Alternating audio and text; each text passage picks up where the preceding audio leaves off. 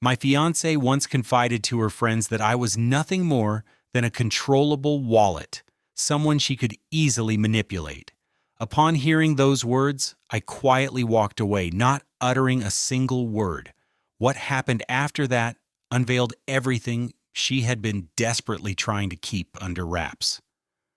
I'm a 36-year-old man, and I was engaged to Tiffany, a woman of 32. We'd been together for almost 6 years, and during that time, I thought we were building a future together. I run my own contracting company, something I created from the ground up after dropping out of college. There was no inherited wealth, no corporate seed money, just ambition, determination, and an old pickup truck. When I first started, it was just me, my toolbox, and the open road. Fast forward a few years, and I now oversee a crew of 14 skilled workers. Together, we handle mid-sized commercial renovations across 3 different counties. It's not a job that'll ever get me into glossy magazines, and it definitely won't impress the wine and cheese crowd, but I earn a good living and, more importantly, I answer to no one but myself. Tiffany, on the other hand, is a marketing director at a swanky agency, rubbing elbows with corporate elites. We met at a backyard barbecue hosted by my cousin. I was still wearing my work boots, dusted in sawdust, when she walked in. Tiffany was immediately intrigued by the fact that I worked with my hands. She called it refreshing, especially compared to the soft-spoken office guys she usually dated. Back then, I thought it was a compliment. Looking back, I now realize I was simply an exotic novelty to her, a rugged detour from her usual type. Tiffany had that picture-perfect appearance that could light up any room. Designer outfits, flawless makeup, the kind of woman who effortlessly turned heads. She was what some would call trophy material. I got caught up in it. The feeling of being with someone I never imagined I could attract. I now see I was so blinded by my own disbelief that I failed to notice the signs. To her, I wasn't a partner. I was an investment with the potential for lucrative returns. 2 years into our relationship, I began to see the subtle changes. At first, it was harmless comments. Remarks about how my flannel shirts didn't really fit in during dinners with her coworkers. My old truck suddenly became an embarrassment when we visited upscale neighborhoods. These weren't suggestions. They were preliminary upgrades, gentle nudges meant to reshape me into a more refined version of myself, tailored to her world. 3 years into our relationship, we decided to live together. Well, technically, she moved into my home. I'd purchased the property as a foreclosure long before she entered my life. I had poured sweat equity into that house, stripped it to the studs, rebuilt it with my own hands. But once Tiffany moved in, she declared the place outdated. The kitchen wasn't fit for entertaining her sophisticated circle. The master bathroom, she said, desperately needed a marble overhaul, and so I caved. I spent nearly $80,000 revamping the house, not because I wanted to, but because I was trying to create a shared space she'd approve of. What truly stings now is remembering how she would host dinner parties for her colleagues. She'd lead them through the house, showcasing the upgrades as if she had masterminded the renovations. We decided to go with Carrara marble for the countertops, she'd tell them with a proud smile. We, of course, meant that she made the demands. And I opened my wallet. Drake, my closest friend, and the first guy I hired when I launched the business, tried to warn me. "She's treating you like a fixer-upper," he said, after meeting her for the 3rd time. I brushed it off, chalking it up to his cynicism. But he saw what I refused to acknowledge. Drake picked up on the subtle ways she exerted control, how she'd always insert herself between me and someone important at social gatherings, cutting me off before I could speak, as if to prevent me from embarrassing her. Last summer, I proposed during a romantic trip to Cancun. That vacation alone set me back $7,500, and the engagement ring she'd been subtly flaunting in Instagram ads for months cost another $12,000. I wanted to give her the dream proposal. I thought I was securing a lifetime of partnership. How wrong I was. Just a month ago, I began organizing our engagement celebration. I spared no expense. Rented out the entire upper floor of Marcello's, that elegant Italian restaurant downtown. I hired a live band to play her favorite songs and arranged a lavish multi-course meal. The whole event cost close to $11,000. Tiffany, of course, insisted on being involved in every decision, yet contributed nothing financially. When I gently suggested we split the bill, her laughter stung. "You're the one with the successful business," she said, as if that settled it. What she conveniently ignored was that her corporate salary as a high-ranking marketing executive actually exceeded my take-home pay after I reinvested most of my profits into growing my company. The night of the party arrived.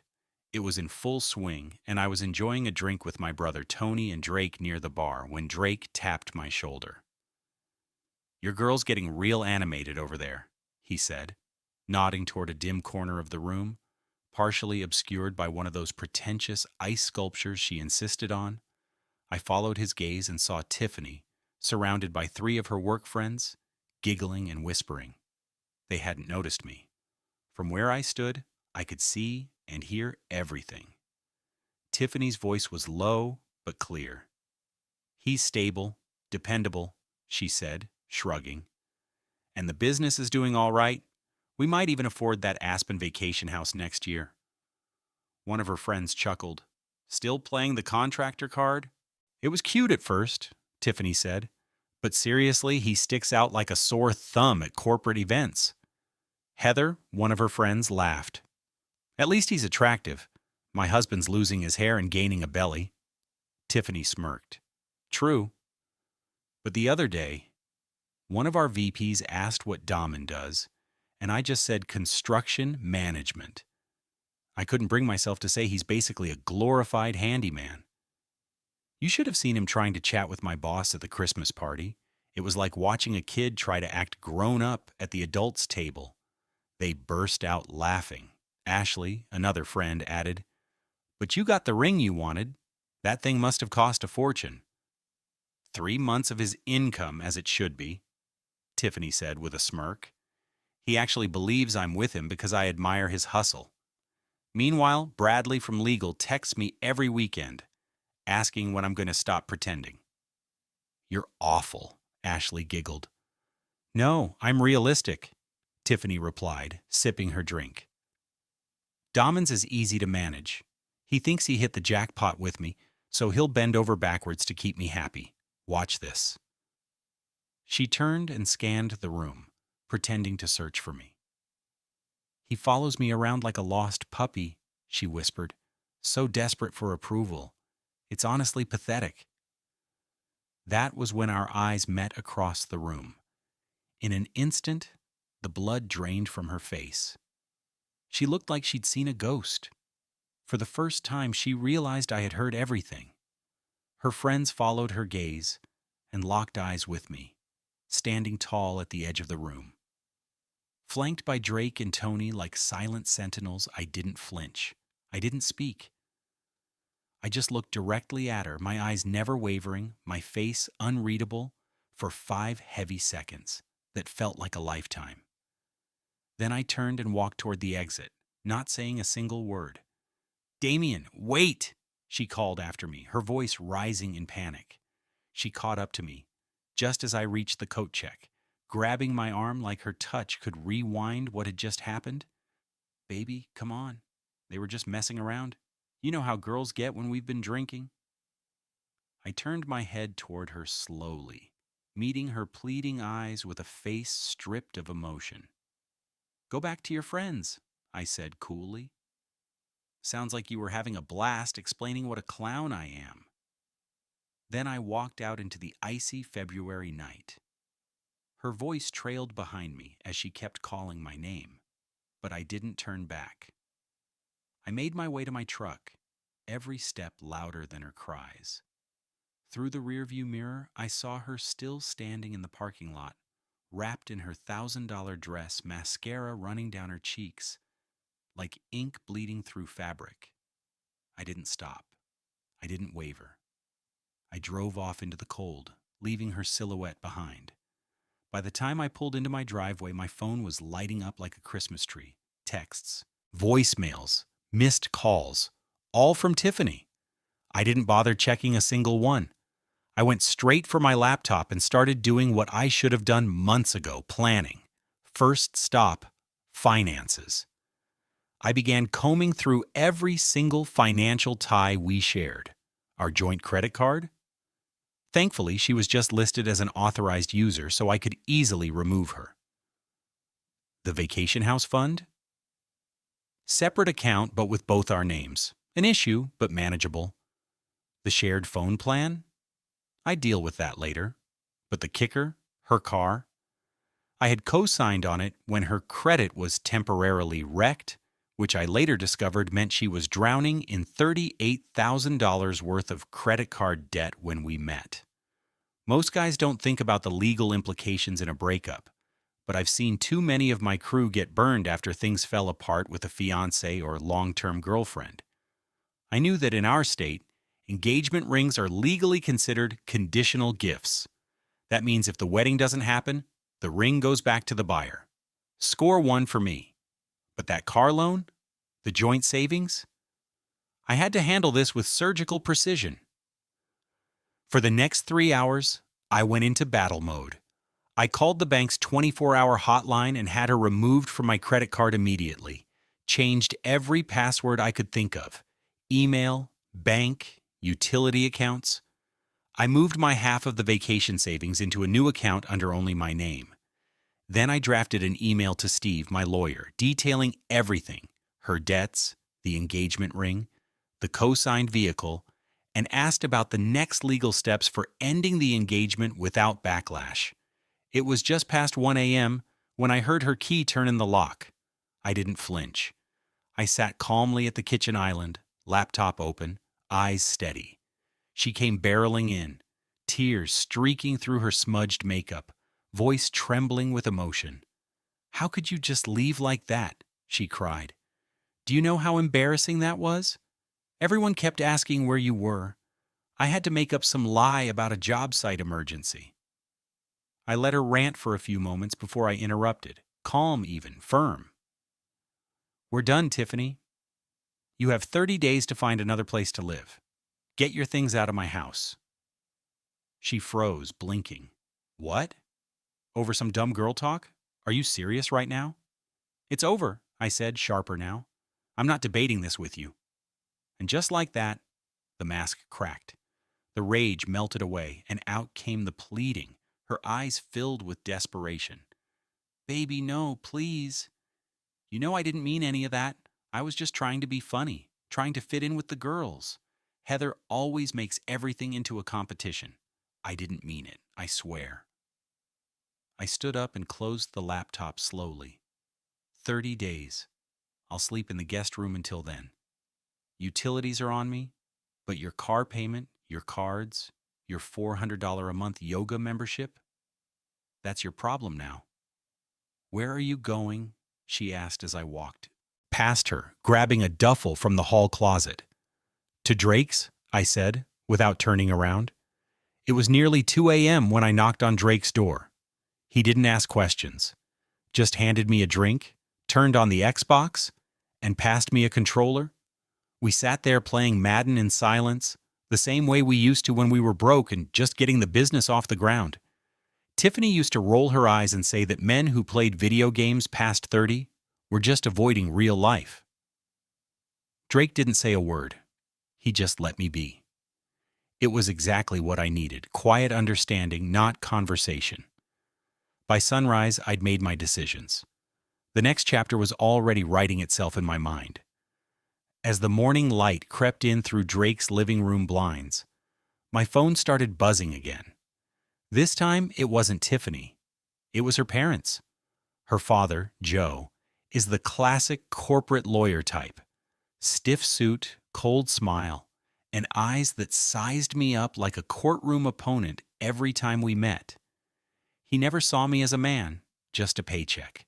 He always pretended to forget what I did for a living. Every encounter began with, "Remind me again what kind of little business you run?" As if managing a team of 14 contractors and overseeing multi-million-dollar renovations was somehow beneath him. I answered the call out of pure curiosity. "Damien, this is Joe. Kathleen's here with me." He spoke with the same polished legal tone he probably used in courtrooms. "We understand there was some unpleasantness last night."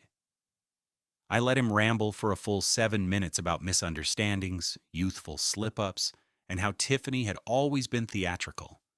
He tried to frame the whole thing as a harmless, drunken conversation taken out of context, but his tone wasn't pleading. It was strategic. What he really meant was, "Our daughter relies on your income, so fix this." Joe had been banking on me since year 2 of the relationship. I'd overheard him once telling Tiffany she was lucky to find someone practical about money. Translation: someone who'd pay off her bills and keep her lifestyle afloat. When he finally finished his carefully worded speech, I simply said, "Joe, I heard your daughter loud and clear. She has 30 days to leave my house. Let's try to keep things civil." There was a pause. Then her mother, Kathleen, took the phone, her voice trembling with emotion. "Damien, sweetheart, she's absolutely heartbroken.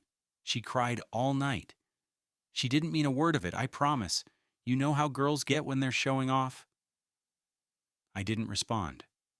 I just ended the call. "I'm sorry you're stuck in the middle of all this," I told Kathleen, my voice low but steady. "But this isn't a misunderstanding. I heard everything with my own ears.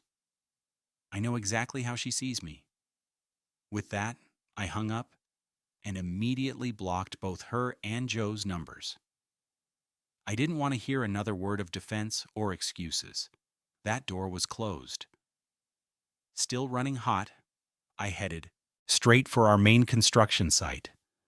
As I pulled in, the familiar grind of machinery and the rhythmic pounding of hammers welcomed me like an old friend. The noise, the grit, the smell of sawdust and concrete. This was my sanctuary now. Miguel, my foreman, took one glance at my face and didn't need to ask. "Engagement's done," I said simply, tossing my bag down. Miguel gave a small nod and handed me a framing hammer. "Her loss, chef," he replied without missing a beat. Miguel wasn't just a worker. He was a veteran in my crew. He started off swinging hammers and hauling drywall, and through grit alone had risen to become one of my most trusted team leads. The man could build a structurally sound room in the middle of a windstorm. But more than that, Miguel had the wisdom to know when silence speaks louder than sympathy. By midday, I felt grounded again. There's something cleansing about manual labor. It doesn't just clear your head, it resets your soul. After a morning spent knee-deep in wood shavings and drywall dust, I began to see my path clearly. A new strategy formed in my mind: document everything. In construction, nothing is left to chance. Verbal agreements are as worthless as sawdust. Everything gets logged, photographed, time-stamped, and signed. I decided I'd bring that same principle into this breakup. From the job trailer, I dialed Steve, my attorney. We scheduled an appointment for that afternoon.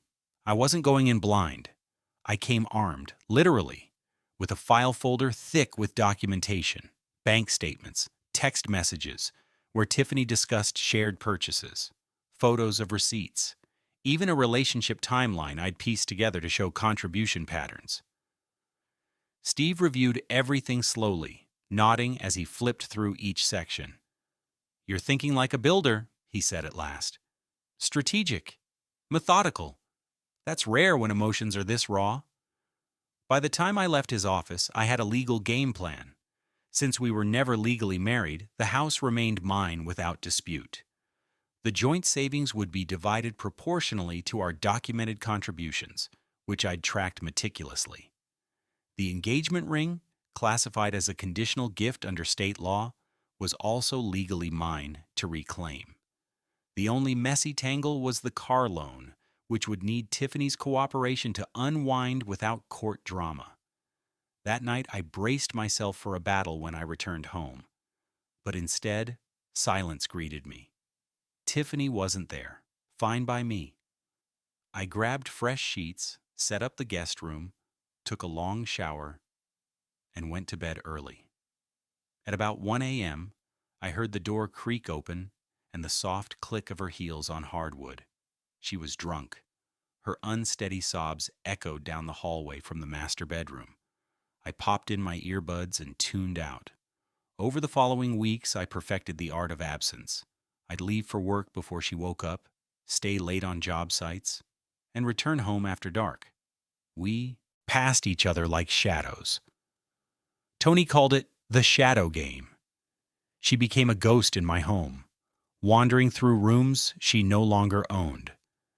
Tony had lived through a divorce a few years back and had offered this advice. The less you give her emotionally, the more it rattles her. They're used to pulling strings. When that stops working, they lose their grip. He wasn't wrong. Tiffany launched every emotional weapon in her arsenal. First came the waterworks, timed perfectly for when I entered the room. Then shouting tirades aimed at getting any reaction. When that failed, she tried seduction. Walking around in that black lace set that used to short-circuit my brain. But I didn't even glance. When all else failed, she pivoted to manipulation. Lavish meals appeared in the kitchen. Beef Wellington, herb-roasted chicken, gourmet sides. The woman who once called my favorite food contractor slop was now plating Michelin star wannabe meals. I responded by microwaving leftovers and retreating to my office. One day, I returned from work to find a glossy folder on my desk, filled with vacation home listings and a sticky note, still excited for our future together. I placed the folder back on her dresser with a single post-it. Please don't leave your things in my office. The house had become a quiet war zone, except this battle was one-sided. In construction, you learn to let gravity do the work. Instead of tearing her down, I just stopped holding her up. 2 weeks in, her army began its offensive. Messages from her friends came pouring in, chastising me for being heartless. She's falling apart, they claimed. You're acting cold, another wrote. One even accused me of emotional abuse for giving her the silent treatment. But one message stood out. Ashley, the same friend who'd cackled at the engagement party, she wrote to apologize. I know this is weird, she texted, but I always felt bad about how Tiff treated you. I should have said something sooner. That shocked me. I called her back, and we had a long, candid conversation. Ashley admitted she'd seen the red flags for years. The way she talks about you, it's like you're a portfolio investment, not a person. She even recalled how Tiffany would rehearse answers to questions about me before corporate events. She didn't want to admit you worked with your hands, said it sounded too blue-collar. That call confirmed everything I had feared. I wasn't a partner. I was a trophy that validated her social climb. So I did something that, to Tiffany, was worse than yelling, worse than ignoring. I started living. I invited the crew over after shifts to hang out on the back deck. We grilled burgers, drank sodas, and laughed like we used to. My brother started stopping by for dinner again. My business partner Matt and I even held planning sessions in the dining room, the same table Tiffany once deemed too elegant for blueprints. And then there was Kate. Kate was my new project manager, 34, divorced, no kids, and razor sharp when it came to client relations and logistics. She'd only been with us for a few months, but her impact was instant. Kate started swinging by the house to go over blueprints and contractor bids because my home office was better equipped than our trailer. Tiffany had met her once, briefly, at the company holiday party and had immediately claimed Kate was too familiar with me. But the truth? Tiffany didn't hate Kate because she flirted. She hated her because Kate respected my work in a way she never had. Where Tiffany saw calloused hands and dusty boots, Kate saw expertise. She asked about structural load distribution and asked why we used certain composite materials over others. She didn't just tolerate my work, she admired it. And that was something Tiffany could never fake. Kate could read complex blueprints with the same ease as most people flipped through a magazine. 3 weeks after the engagement party disaster, we were spread out at the dining room table reviewing structural plans for an upcoming office build. A client had made some laughable last-minute demands, and Kate and I were laughing at the absurdity of it when the front door burst open. Tiffany had just returned from a girls' night out, and from her flushed face and wobbly gait, it was obvious the cocktails had been flowing freely. Her eyes immediately locked on us, our heads close, sharing a joke over the architectural drawings. Her expression hardened into something icy, and she stormed upstairs without a word. 2 minutes later, she charged back down the stairs and out the front door. The slam echoed like a gunshot, and one of her beloved decorative plates crashed to the ground, shattering into ceramic shrapnel. It was well after midnight when she returned. Her stilettos clicked sharply on the tile as she stumbled into the kitchen. "Are you sleeping with her in our bed?" she slurred, glaring at me. I looked up from my laptop without emotion. First off, it's my bed, in my house.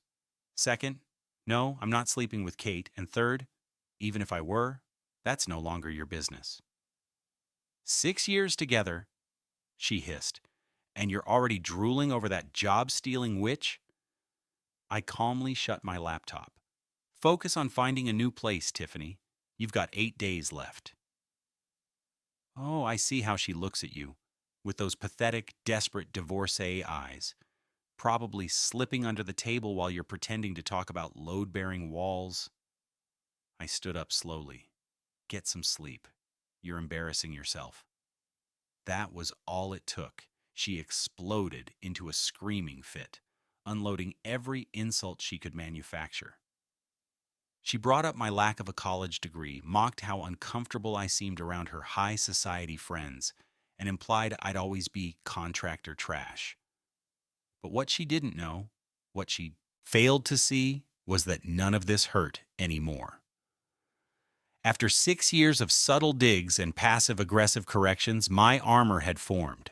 I had built a thriving company without a single college course. My clients trusted me with multi-million-dollar projects. My crew respected me as a leader and a craftsman. Tiffany's barbed words were paper darts against a steel wall. I left her yelling in the kitchen, went upstairs, and locked the door to the guest room.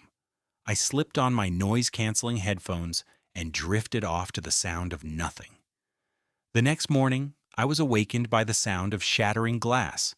I rushed down the stairs to find Tiffany in the kitchen, surrounded by broken picture frames. She was smashing every framed photo of us she could find against the edge of the counter. "What the hell are you doing?"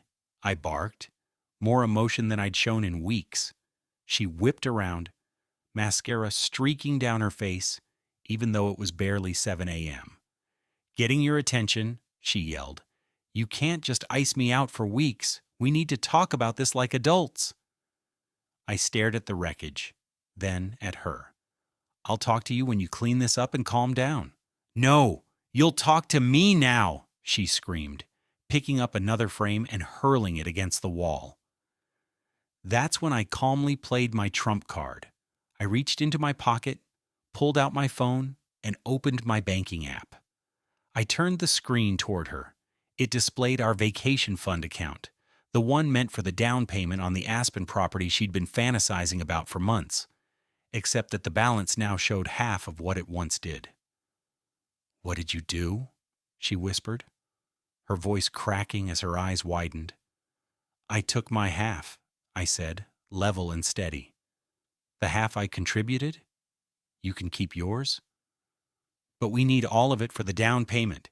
We can't qualify for the mortgage without the full amount." I nodded. "Not my problem anymore." She slumped to the floor, her entire body deflating as the truth washed over her. The Aspen getaway home, the grand symbol she had paraded before her friends, was gone. Evaporated. No Instagram posts. No fireplaces and wine tastings. No bragging rights. What she didn't know was that I had already contacted the real estate agent and explained the situation. He had been sympathetic and canceled our offer, even returning my earnest deposit without a penalty. Tiffany had been CC'd on the email, but clearly she hadn't read it. She had been too busy staging her manipulative comeback. "You can't do this," she mumbled, almost too softly to hear. "I already did," I replied. "And if you break one more thing in my house, I'll call the police and have you removed today, instead of giving you until the end of the month." She didn't respond, just sat there sobbing. Real sobs this time. No dramatics, no performance. Just the heartbreak of someone watching her plans unravel. I stepped around her and left for the job site. That afternoon, I did something long overdue. I sat down with Matt, my business partner, and had an honest conversation. For years, Tiffany had been pressuring me to go after prestigious corporate jobs, the ones that looked good on paper but bled us dry in overhead. She thought it made us look more established. Matt had always advocated for sticking to our sweet spot, mid-size commercial builds with solid margins and consistent cash flow. I ignored his advice for too long, trying to build a company that fit Tiffany's image. Over lunch at our favorite diner, I said, "Let's stop chasing status. Let's focus on quality. Let's grow slow and smart." Matt grinned. "Welcome back, man. I missed the old you." That night, when I got home, Tiffany was sitting at the kitchen table, calm for once. The shattered glass was gone. The counters were wiped down. She looked exhausted. "Can we please talk?" she asked quietly. I nodded and sat across from her. "I'm sorry," she began. "What I said at the party, it was cruel. I was trying to impress my friends. You know how they are, always trying to one-up each other. I got caught up in it." I looked at her, unwavering. "Here's what I know," I said. "I heard exactly what you think of me when you didn't think I could hear you. And I believe people when they show me who they really are." I was drunk and stupid. "Number you were honest." Her eyes welled up again. "Please, Damien, oh, what can I do to fix this? I'll do anything." She reached across the table like it was a lifeline, but I didn't move. I just watched her. This version of Tiffany that I'd never seen before. Not composed, not calculating, just desperate and unmoored.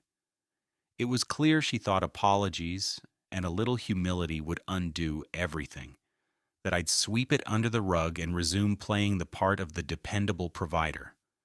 "Tiffany, this isn't about one night or one conversation. This has been years in the making," I said. "You didn't respect me. You didn't love me for who I was. You loved the idea of what I could do for you. The dinners, the house, the ring, the status." She shook her head furiously. "That's not true. I loved you. You loved the lifestyle. You loved introducing me as a business owner, but hated when I showed up to parties with calloused hands. You corrected the way I spoke. You laughed behind my back.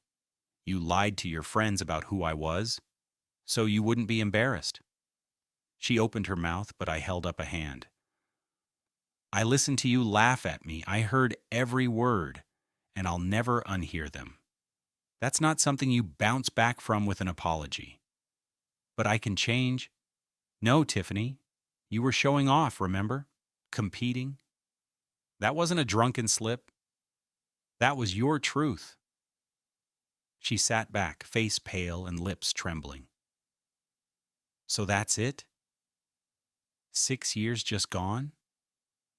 "It's already gone. You ended it the moment you decided I wasn't good enough for your image." I stood up and walked away from the table, the conversation final. That night, I didn't hear her crying. I didn't hear anything at all. But I slept like a man finally free.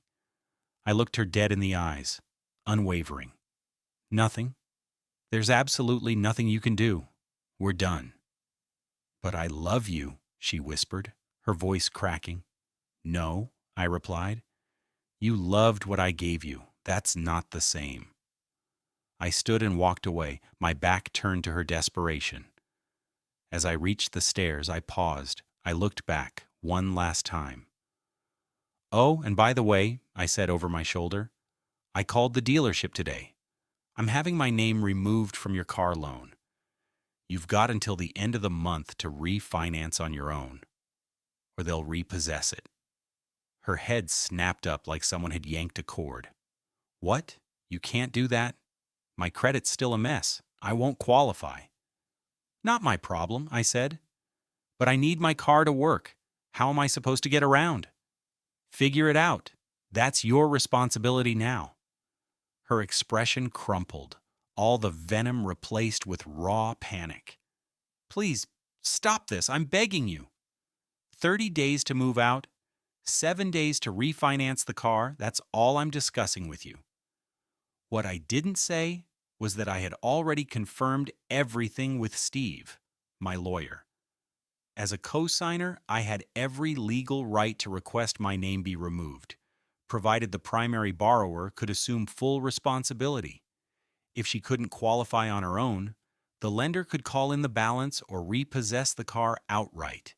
And I wasn't about to get stuck paying for a $45,000 luxury lease she insisted on, despite my objections, just to match the cars her friends drove. 5 days later, I pulled into the driveway after work and saw a moving truck parked outside. Her parents were there, loading boxes. When I stepped inside, Tiffany was in the living room, packing the last of her things. I'm leaving today, she said stiffly. My parents are helping me move into an apartment. Okay, I replied, casually hanging up my keys. Need help with anything heavy? Really? She said, incredulous. That's all you have to say? I shrugged. What do you want me to say? I don't know, she snapped. Maybe you'll miss me. Maybe you're sorry it ended this way. Something. I'm not sorry it ended, I said. I'm just sorry it took me so long to see who you really were. Just then, Joe walked in carrying a box labeled kitchen. He gave me a curt nod, then looked at his daughter. That's the last of the kitchen stuff. Your mother's doing a final check of the bathroom. Once he stepped back outside, Tiffany looked at me, her eyes rimmed red. I did love you, you know, she said softly, in my own way. Your way wasn't good enough, I replied. She reached into her purse and pulled out a folded check. Here, my half of the vacation fund. I'm giving it back to you. I took the check, glanced at it. Why? Because I need a favor, she admitted. A big one. I waited, knowing exactly what was coming. The bank won't let me refinance the car. I called everywhere. No one will approve of me. My debt ratio's too high. Please, don't take your name off the loan, just until I can fix my credit. I handed the check back to her without a word. Keep it. You'll need it for a down payment on something a lot more practical. Damien, please, I can't lose my car. You should have thought about that before you started planning a future without me in it. I'll lose my job if I can't get to work. Not my problem, not anymore. It was one mistake, she cried. One stupid mistake. Number, you showed me exactly who you are. And now I believe you. Her mother came back inside just then, breaking the moment. An hour later, they were gone. Tiffany left her house key on the counter. No goodbye. No final plea. Just silence. That night, for the first time in weeks, I slept in my own bed. The next morning, I called Steve again. She's out, I said. What's next? He gave me a quick rundown. Change the locks today, photograph every room, go paperless on all your accounts, prevent anything, mail or access, from slipping through the cracks. So that weekend, I went to work. I took photos of every room, noting the condition of the furniture and appliances. I changed every password she might have known, called the utility companies, switched to digital billing. The house was mine again. 6 months have passed since that night at Marcello's, and life looks nothing like it did. The business is thriving. We landed 2 major commercial contracts that will keep us booked well into next year. I bought out Matt's share of the business. He wanted to move on, and promoted Drake and Miguel to junior partners. It felt right. Drake had been there since day one, sacrificing more lucrative offers to help me build something real. And Miguel? The guy's an absolute machine, reliable, steady, and smart as hell. Tony, my brother, moved in for a while after his own divorce. Having him around brought a kind of peace I hadn't realized I'd been missing.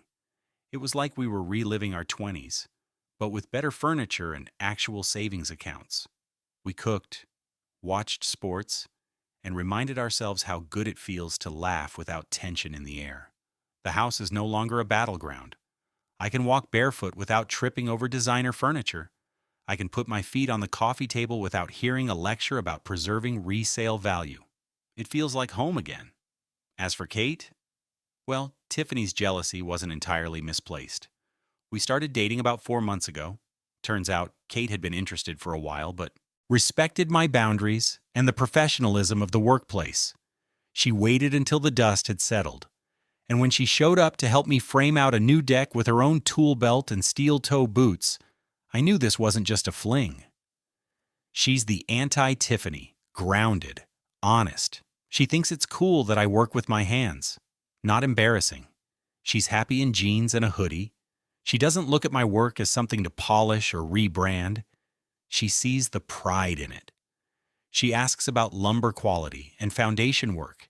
She listens when I talk about projects, not just to humor me, but because she's genuinely curious. She doesn't expect champagne weekends in Aspen. She's happy grilling burgers in the backyard and helping me install stair railings. Our relationship didn't feel like a transaction. It felt like a partnership. Meanwhile, Tiffany's story unraveled.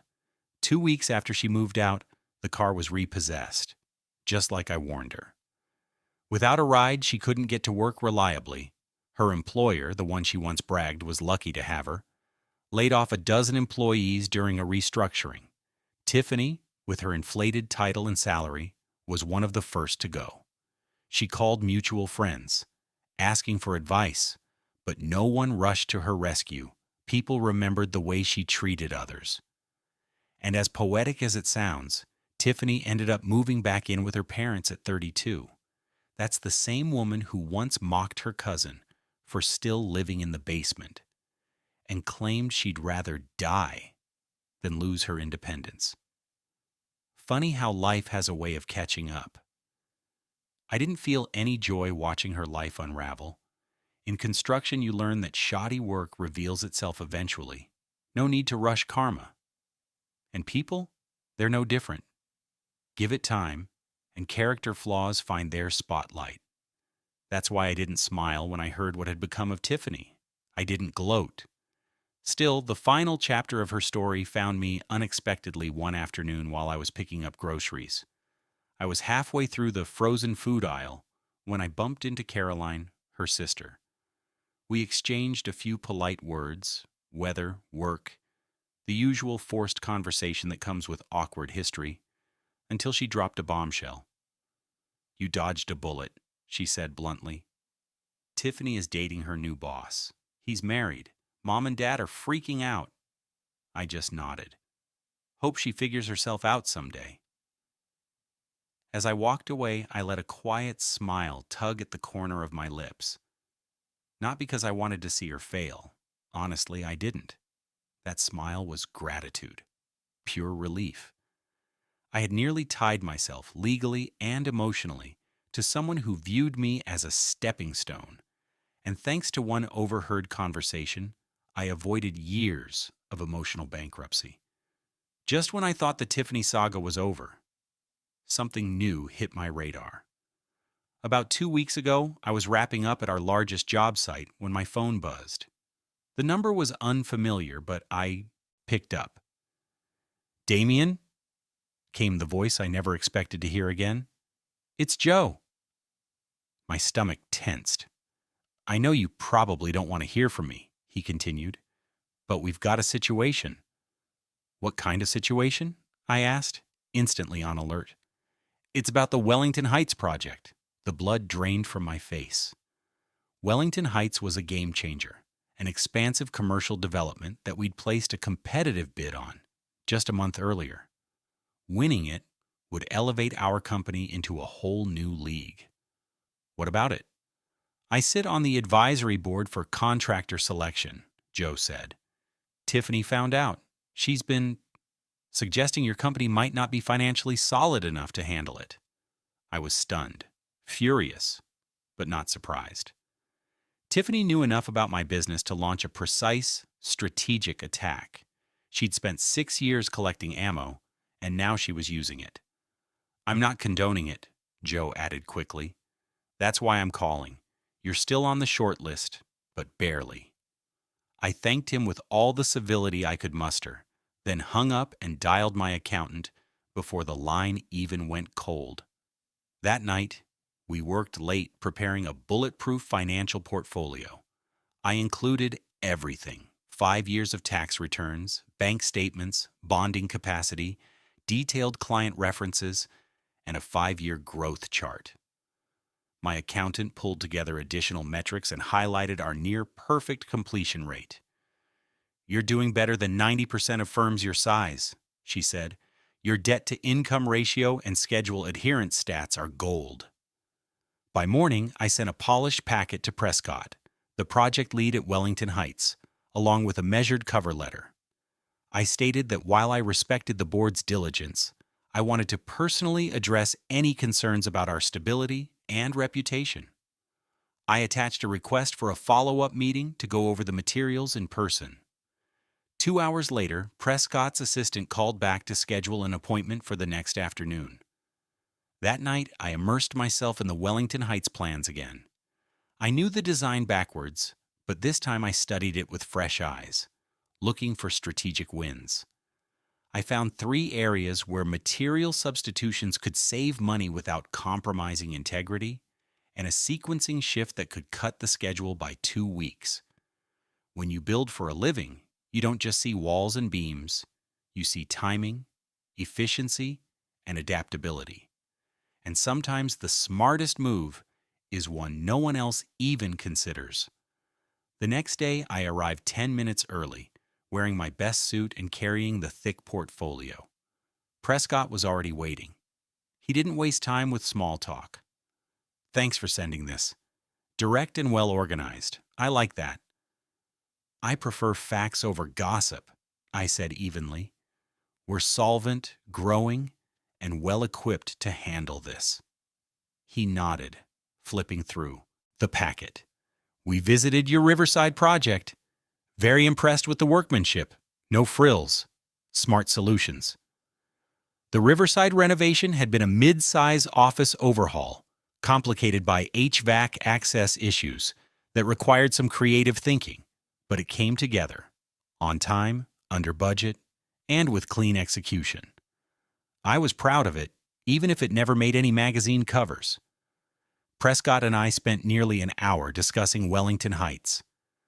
I walked him through a revised execution plan, outlined key budget efficiencies, and explained how we'd scale our crew without compromising quality. I had an answer for every question. As the meeting wrapped, he paused and said, "One last thing. There's been chatter, personal stuff. I assume you're aware." I kept my expression neutral. My personal life doesn't touch my business. It never has. Good, he said. That's what I told the board. I don't care about rumors. I care about results. 2 days later, the call came through. We won the Wellington Heights contract. That evening, after the celebration with Drake and Miguel, I sat alone in my office. The Wellington Heights contract spread out before me. I poured myself a whiskey and let the silence settle in. This wasn't just a business win. It was personal vindication. It proved that I was more than the image Tiffany tried to paint of me. All those years of biting my tongue at social functions, letting her reshape how people saw me, those moments now felt like distant echoes. Back then, I tolerated being spoken over, dressed up like her business accessory, presented as a polished version of the man she thought was good enough to parade around but not enough to be proud of. That was done, buried. The next morning, I stood with Drake and Miguel at the Wellington Heights site, looking out over the untouched acres that would soon transform into commercial infrastructure. There was a breeze in the air, the kind that carried the scent of fresh soil and sawdust. It reminded me why I loved this work. It's honest. It's raw. You measure your worth not in speeches or social posts, but in square footage laid and steel beams standing straight. As we walked the property, Miguel said, "You know what I like about this job, boss? Everything starts with dirt, just dirt, and then we make something out of it." That hit me deeper than he probably intended, because my entire life had started from scratch. Dirt floors, metaphorically, and sometimes literally. No trust funds, no safety nets, just grit. And Tiffany had underestimated that. I wasn't handed anything in life. Every inch of progress I made, every beam I raised, every dollar I earned, I fought for it. People like Tiffany think everything can be styled, rebranded, or bought. But real foundations aren't built on credit and charisma. They're built on consistency, sacrifice, and showing up, day in and day out, when no one's clapping. As I watched the sun rise over the Wellington site, a sense of peace settled in. I wasn't the same man who once questioned if I was enough for her. I had grown past that. I knew who I was, what I stood for, and where I was going. And for the first time in a long time, I wasn't looking back. We'd need to bring on at least 6 more skilled workers and invest significantly in updated machinery and safety equipment to keep pace with the demands of Wellington Heights. When I shared the news with Drake and Miguel, their reaction was pure adrenaline. They were beaming, elated in a way that reminded me why we started this in the first place. This was more than just a job. It was the kind of growth opportunity we dreamed about back when we were hustling to secure our first commercial bid. "Should we celebrate tonight?" Miguel asked, eyes still wide with excitement. I smiled but shook my head. "Not yet. Let's wait until we break ground. That's when we celebrate." The following morning, Joe called again to offer his congratulations. I kept it professional and short. I thanked him but made it crystal clear. Tiffany needed to stay out of my business permanently. I wasn't interested in any indirect lines of influence or updates about her life. He exhaled deeply, sounding more worn down than before. Joe admitted that he and Kathleen now viewed things differently. He even called Tiffany's behavior after the breakup eye-opening. But I didn't have much patience for their newfound clarity. They'd spent her entire life enabling that sense of entitlement, cushioning her from consequences. Their change of heart came too late to mean anything. He also wanted me to know he'd recused himself from the final vote on the contractor selection committee to avoid any appearance of bias. I thanked him for the gesture, but truthfully, it felt more like damage control than integrity. The contract was mine, because I earned it. Period. 2 days later, Tiffany texted me out of the blue. She'd heard about the Wellington contract win and opened with a hollow congratulations. I didn't respond. She followed that with news that her car had officially been repossessed. She'd lost her apartment and moved back in with her parents. Her new job? An assistant role that paid barely half her former salary. Then came the ask. She wanted financial help. I responded with a single word. No. She fired back, claiming that I had always cared, that I must still have feelings because you're a good person. You're wrong on both counts, and I replied, I'm just a glorified handyman, remember? and I stopped caring the moment I heard you laughing about how pathetic I was." Her final plea didn't move me. I simply sent her a link to a receptionist job opening at one of my clients' businesses. It offered enough for a modest apartment and a monthly bus pass. That was all the help I was willing to offer. When it sunk in that there would be no rescue, no relit spark of sympathy, I wished her luck and blocked her number permanently. Wellington Heights breaks ground next week. This morning, I signed partnership agreements that made Drake and Miguel equal owners of the company. It felt right. A shared vision. A shared future. Risk and reward are split 3 ways. If you're in a relationship and wonder whether you're seen as a partner or a project, listen closely to how they talk about you when they think you're not listening. That's the truth. Everything else? Just performance. The most valuable lesson I've learned? Prioritize the people who respect your work, not just your wallet. We've got a saying: the strength of your foundation determines how high you can build.